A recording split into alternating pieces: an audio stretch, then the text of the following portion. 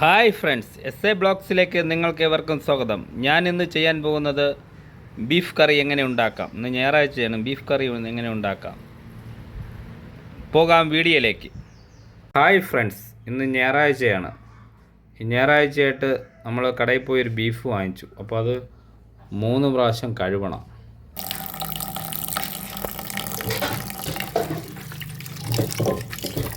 നമ്മളത് കഴുകുകയാണ്. നല്ല ഒന്ന് തിരുമ്മി കഴുകണം, എങ്കിലേ ഇതിൻ്റെ അകത്തുള്ള വേസ്റ്റുകളൊക്കെ കഴുകി കളയാൻ പറ്റും. ഒരു വെള്ളം നമ്മൾ കഴുകിയിരിക്കുന്നു. ഇനി അടുത്ത് അതിനെ ഒഴിച്ച് കളയാം ആ വെള്ളം. രണ്ടാമത് നമുക്ക് കഴുകാം. 3ാമത്തെ വെള്ളവും കഴുകി. ഇനി നമുക്ക് കഴുകി വെച്ച ചിക്കൻ കുക്കറിലോട്ട് തട്ടാം. നമ്മളെ കുക്കറിലോട്ട് തട്ടുകയാണ്. കുക്കറിലോട്ട് തട്ടി നമുക്ക് 1/2 ടീസ്പൂൺ മല്ലിപ്പൊടി,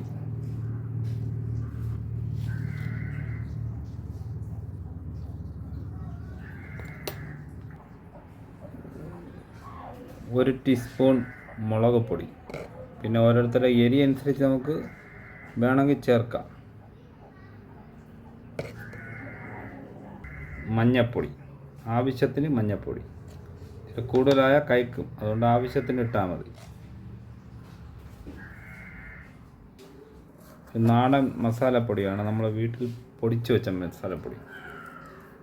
കടയിൽ വാങ്ങാൻ കിട്ടും. അതിനായിട്ട് നമ്മൾ പൊടിച്ചു വെച്ചാൽ കുറച്ചുകൂടെ ഗുണം കിട്ടും.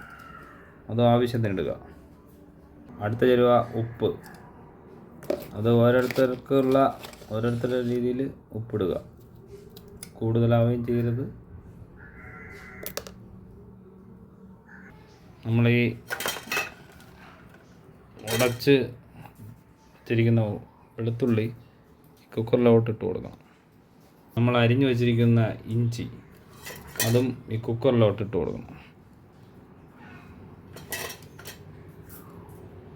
അരിഞ്ഞു വെച്ചിരിക്കുന്ന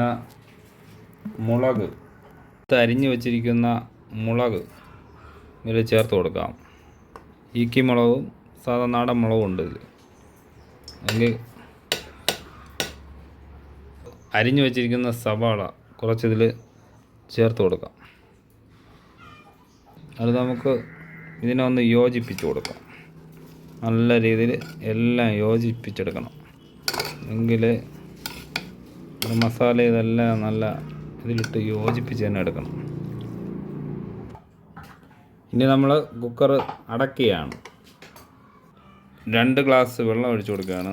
വേണ്ടി വന്ന ആവശ്യമനുസരിച്ച് ഒഴിച്ചു കൊടുക്കാം. 2 ഗ്ലാസ് ഒഴിക്കുകയാണ്.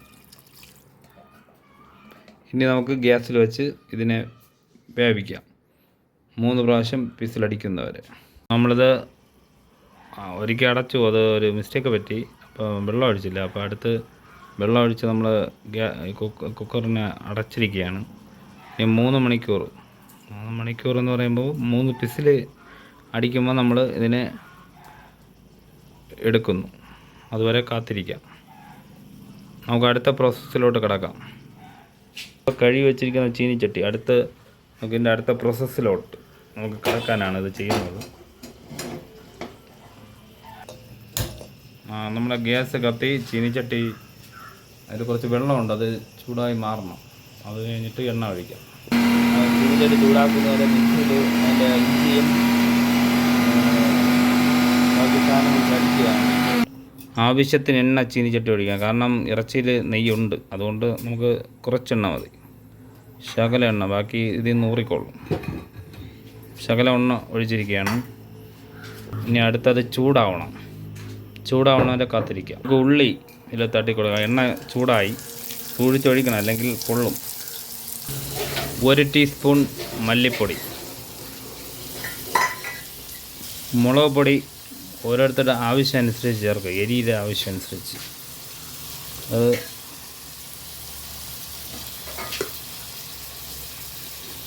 മഞ്ഞൾപ്പൊടിയും കുറച്ച്.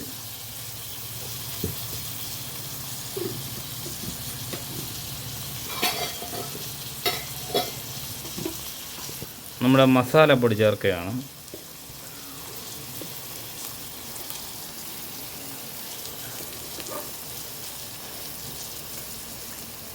അത് കഴിഞ്ഞാൽ ആവശ്യത്തിന് ഉപ്പ്,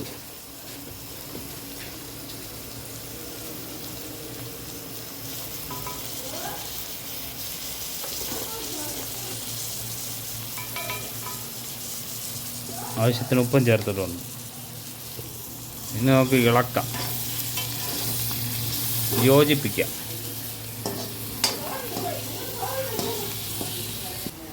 ഈ ഉള്ളി ഇത്തിരി നമുക്ക് മൂത്ത് വരണം. മൂത്തെന്ന് പറഞ്ഞാൽ ഇത്തിരി ഉള്ളി ഗോൾഡൻ കളറാവും. അതുവരെ നമുക്ക് ഇതിനെ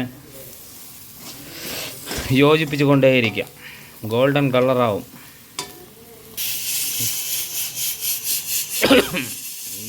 ഇല ഇട്ട് കൊടുക്കാം.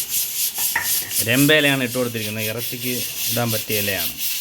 നമ്മളെ വീട്ടിലൊക്കെ കാണും. ഇത് നമ്മൾ യോജിപ്പിച്ചുകൊണ്ടിരിക്കുന്നത് തന്നെ ഇതാ ഒന്നാമത്തെ പിസിലടിച്ചു. ഇത് ഈ ഇറച്ചിയും വെന്ത് തുടങ്ങി. ഒന്നാമത്തെ പിസിലാണ് നിങ്ങൾ കേൾക്കുന്നത്. ഗോൾഡൻ കളറായിക്കൊണ്ടിരിക്കുകയാണ്.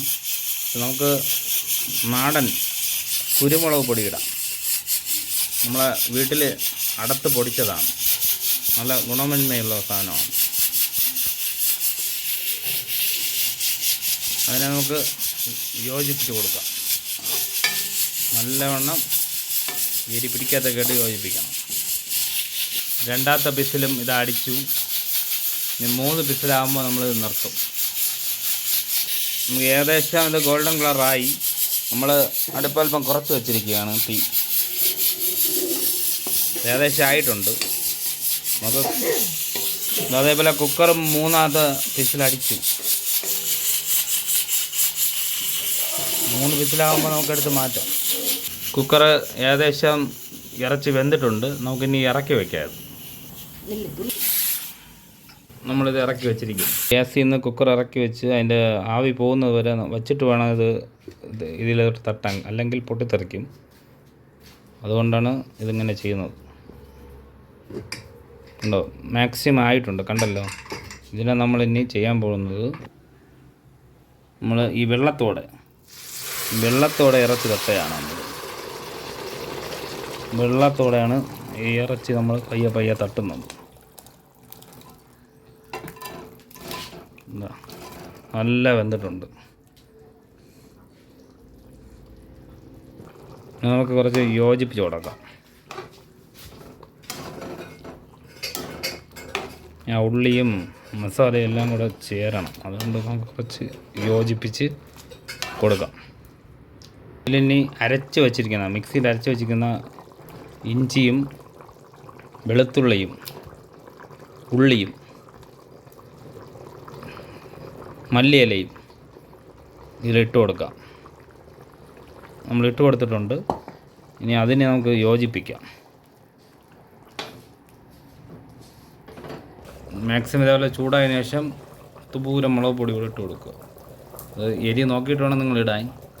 എല്ലാ ചേരുവയും നമ്മൾ ഇതിൽ ചേർത്തിട്ടുണ്ട്. ഇനി അടുത്ത 3 മണിക്കൂർ അടച്ചു വെച്ച് കഴിക്കും. 3 മണിക്കൂർ അടച്ചു വെച്ച് കഴിക്കും. നമ്മൾ അടുത്ത പരിപാടി. 3 മണിക്കൂർ ആയിട്ടുണ്ട്. ഏകദേശം ആവിത വെളിയിൽ ആയിട്ടുണ്ട് സാധനം. അപ്പോൾ നമുക്കിതിനെ തുറന്ന് നോക്കാം.